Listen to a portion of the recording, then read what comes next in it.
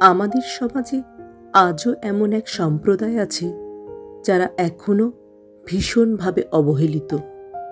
তাদের প্রতি আমাদের একটু সহানুভূতি দেখানো উচিত হলেও আমরা এখনো সমাজ কি বলবে ভেবে পিছিয়ে আসি।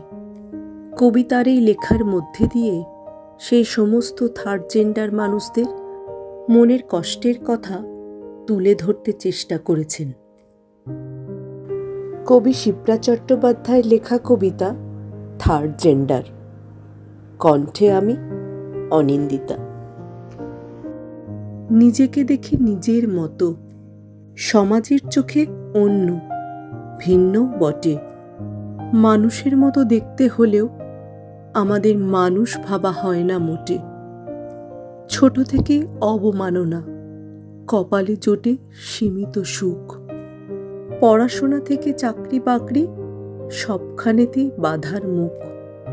তৃতীয় লিঙ্গ হতেই পারি, সহজ নয়, চলার পথে অনেক বাঁক।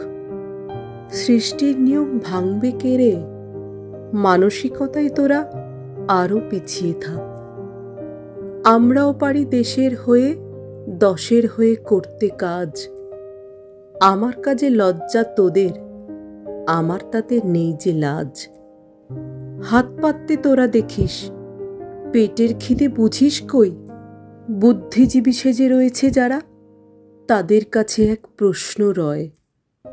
পেটের জন্য কর্ম চায়, কর্ম দিয়ে অর্থ লাভ। কর্মক্ষেত্রে যোগ দিলে তখন পাল্টায় কেন মনোভাব? কি বলবে দাদা না দিদি, মনে বড় প্রশ্ন থাকে। জেন্ডার নিয়ে ভাবো যদি, থার্ড জেন্ডার, দোষ কি তাতে? আমি নারী বা আমি পুরুষ, ভাবতে থাকো, ভাঙো দ্বিধা, ভাঙো ভয়। আমরাও মানুষ এই সমাজের, এটাই আমাদের পরিচয়।